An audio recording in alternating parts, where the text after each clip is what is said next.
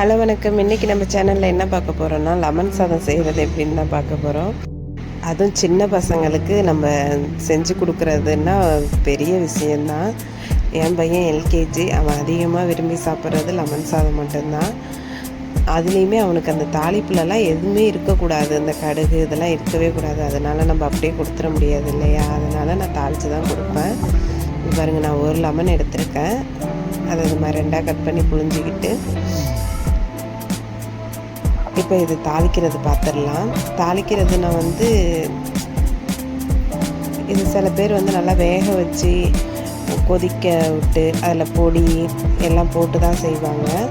இது அதெல்லாம் இல்லாமல் சிம்பிளாக எப்படி லெமன் சாதம் செய்யலாம் பசங்களுக்கு அப்படிங்கிறத தான் பார்க்க போகிறோம். இதுக்கு ஒரு லெமன் புழிஞ்சிட்டு அதில் கொஞ்சமாக நான் மஞ்சத்தூள் சேர்த்துருக்கேன், உப்பு சேர்த்துருக்கேன். இது அப்படியே இருக்கட்டும். இப்போ தாளிப்பு பார்த்துடலாம். ஒரு ஸ்பூன் எண்ணெய், அதில் கொஞ்சம் கடுகு, உளுத்தம்பருப்பு, கடலப்பருப்பு, அது கூடவே ஒரு வரமிளகாவை ரெண்டாக உடச்சி சேர்த்துருக்கேன். அது கூட கொஞ்சம் பெருங்காயத்தூள் இதெல்லாம் போட்டுட்டு இதை அப்படியே நம்ம அந்த புழிஞ்சி வச்சுருந்தோம் இல்லையா, அந்த தண்ணியில் எடுத்து இதை கொட்டிட்டு அப்படியே மூடி வச்சிடணும். அந்த ஆவிலே அது நல்லா இதாகி வந்துடும். அதை நம்ம சூடாக கொஞ்சம் சாதம் வர வரையாக இருக்கணும். அதில் இது மாதிரி நான் என் பையனுக்கு எதுவுமே கடுகு இதெல்லாம் போடாமல் கொடுத்தா தான், ப்ளெயினாக கொடுத்தா தான் அவன் சாப்பிடுவான். அதனால் நான் வடிச்சிட்டு சேர்த்துருக்கேன். இது கூட நீங்கள் கொஞ்சமாக ஆயில் சேர்த்துக்கணும், நல்லெண்ணெய். உப்பு நான் கம்மியாக தான் சேர்த்துருக்கேன். சாதம் கிளறப்ப போதுமான அளவு போட்டு கிளறிக்கணும். பாருங்கள், சாதம் நல்லா பொல பொலன்னு சூப்பராக இருக்குது. இது கூட நீங்கள் பெரியவங்களுக்கு நம்மளாம் சாப்பிட்ற மாதிரி இருந்ததுன்னா வேர்க்கடலை இதெல்லாம் நீங்கள் ஆட் பண்ணிக்கலாம். இது என்னோடய பையன் ப்ளெயினாக சாப்பிட்றதுனால நான் இதே மாதிரி தான் அவனுக்கு நான் செஞ்சு கொடுப்பேன். கொஞ்சம் வளரட்டும் அப்படின்ட்டு விட்டாச்சு. அவ்வளோதான், அவனுக்கு இதுதான் லஞ்சு. சிம்பிளாக ரெடி பண்ணி கொடுத்துருவோம்.